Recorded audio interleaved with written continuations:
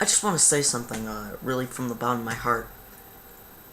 And I mean this with every word. Anybody who commented on my video, my Chloe Moretz video, talking about how much of a jerk I was and how stupid of a video it was, you guys can all kiss the deepest inside part of my...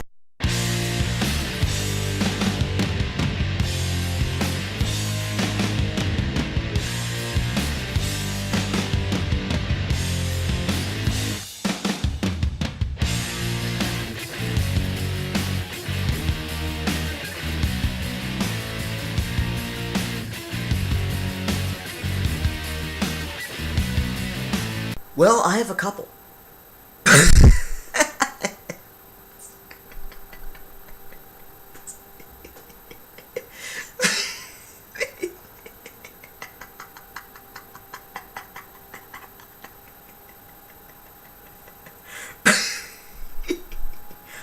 First one is the losers!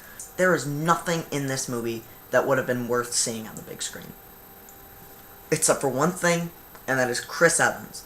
I cannot wait to see Chris Evans play Captain America after watching this movie, because I thought he was hilarious. He was great. He was no doubt the best part of this movie. And Zoe Saldana was really hot. Whoa! They all work really well together. You kind of can't help but watch it and just be like, ho-hum. I'm coming down way too hard on it. I actually enjoyed it a lot more than I didn't. Their heart was in the right place. They were really trying to make a great movie here, but they were just held down by lackluster script. But overall, I actually liked it. I'm going to give it a 6.5 out of 10. A lot of people brought up Jason Patric as the villain in this movie. Yeah, I can see why. It's not that his performance was bad, it's the fact that his character was so terribly written. Next one, Diary of a Wimpy Kid. This is my autobiography. No, when I heard they were making a movie about this, I said, how? These books have no plot to them. It is literally a diary. It might have worked for Anne Frank. Oh, jeez. No, God. Shouldn't have said that. Should not have said that. The biggest problem I had were the two main characters. The main kid was an ass muppet beyond belief. Like, he was just a dick to all of his friends. He was not a nice guy at all. And the other one was socially and mentally retarded. And I hate to use that word, but it's science. There's no better way to describe it than retarded. The best part about this movie is Chloe Moretz.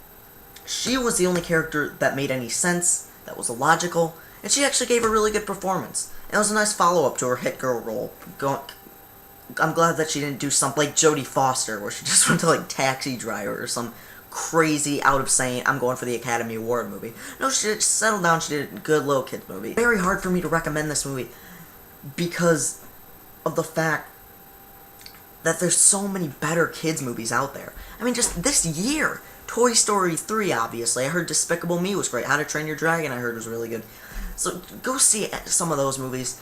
I felt like they were trying to build up to something and try to say something at the end about middle school and about the way we are in society, or something somewhat deep, something of a mild lesson. And they just throw that out and say, no, screw it, we're just going to go back to making a slapstick comedy. I could appreciate the fact in this movie that there were no fart jokes. I think somebody got hit in the crotch. But overall, it's not bad. I would say if you really want to, go ahead and check it out. But watch it with your kids. I give it a 6 out of 10. The last one is Date Night. The first half of this movie I thought was hilarious. The last 15 minutes, it takes like a dramatic turn all of a sudden. And this movie should have been rated R.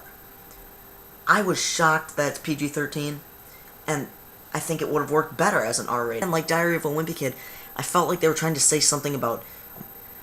That's what made Dinner for Schmucks so amazing, is the fact that it was stupid, but at the very end, it does have a heart to it and something of an emotional message that worked. This movie failed in that.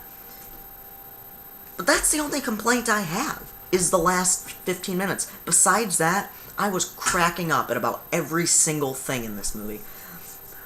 I thought it was hilarious. Steve Carell is just a genius. Tina Fey is always funny. Mark Wahlberg is in this movie. He's great. James Franco and Mila Kunis have a scene in this movie that is hysterical. It is no doubt the funniest thing in the movie, and I would like to see a movie just about those two characters. Overall, it's a fun movie. I give it an 8 out of 10. I think that you'll enjoy it if you watch it. So that's the 3 DVD reviews I've got. I'll see you guys later. Bye.